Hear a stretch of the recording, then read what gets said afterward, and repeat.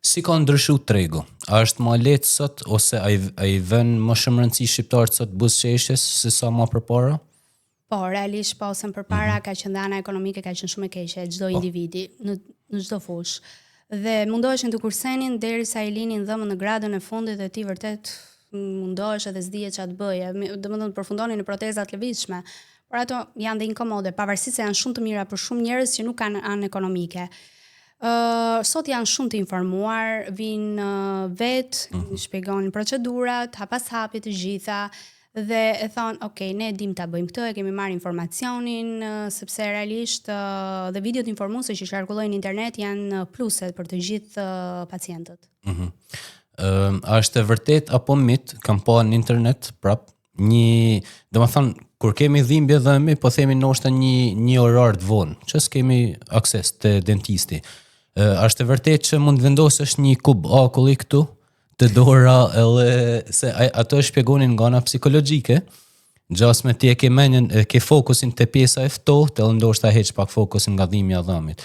Ose përveç kësaj është e vërtet, cilat janë ndonjë ushqim ose diçka që mund bëjmë për shpejt për me ul dhimbjen e dhëmbit deri të nesërmen, që mund shkojmë te dentisti. Unë realisht e kam shpjeguar edhe në një video time që dhimbja e dhëmbit nis gjithmonë natën për arsye sepse trupi është në qetësi. Dhe ti nuk arrin dot flesh. Ajo mund të ketë filluar gjatë ditës, por ti e ke anashkaluar sepse je marrë me punë, me procedurat e tua, nga puna në misionet e tua personale. Dhe ajo nis natës, se ti thua gjatë ditës se do kaloj dhe nuk e ke mendin aty. Por kur ti fle, aty përqendrohet komplet qetësia dhe dhimbja e dhëmbit fillon dhe nuk pushon më. Gjithashtu në internet përveç akullit thuhet edhe për hudhrat. Edhe për të bërë gargar me birë. Unë janë shkaloj të gjitha këto, asgjë nuk të qetëson.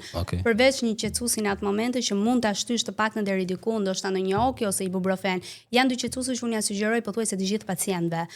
Zakonisht ata që vuajnë nga stomaku duhet marrin Rapidol S gel, që është ibuprofen, sepse ibuprofeni tablet i dëmton akoma dhe më shumë.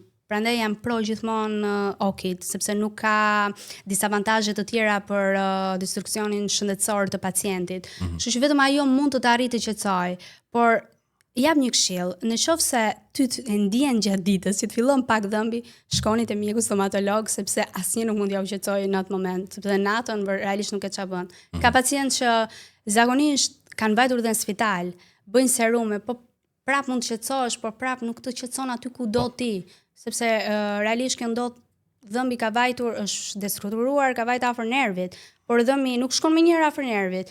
Dhëmbi fillon të prishet avash dhe ti thua, hëse do kaloj. Kështu që unë i them gjithë mos e lini të shkoj sepse kollaj është hiqet nervi. Ai jetësia tyre shkon 50 me 50.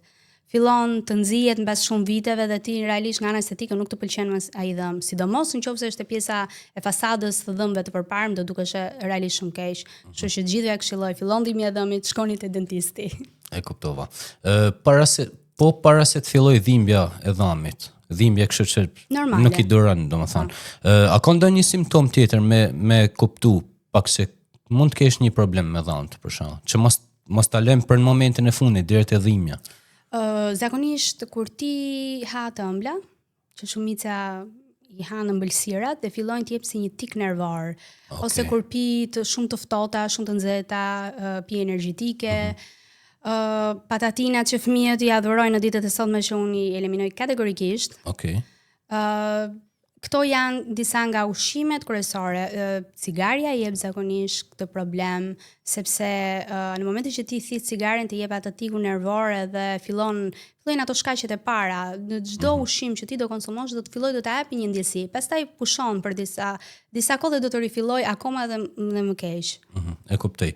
Cili është armiku numër 1 ose 3 armiqt kryesor të dhëmbit, shëndetit dhëmbit? I ceka dhe pak më përpara. Patatina është armiku më kryesor se ëmbëlsirat. Patatinat? Po, sepse përmbajnë më shumë yndyrë. Në momentin që ti konsumon patatinën, ajo fillon ngjeshet akoma më shumë te sipërfaqet dhëmbore. Dhe fillon dhe fle aty gjuhën, fillon shkrin, edhe ha dhëmbin akoma dhe më shumë. Ndërsa ëmbëlsirat, patjetër që e destrukturojnë dhëmbin, por përmbajnë edhe yndyrna dhe atë glukozën, dhe të dyja së bashku fillojnë edhe shkrihen dhe lënë copëza të vogla në sipërfaqet dhëmbore. Kështu që ajo e prish dhëmin, por pak më vonë se patatinat.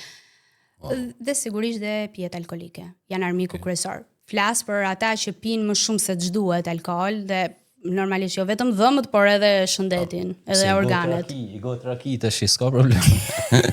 Si na tha Gani.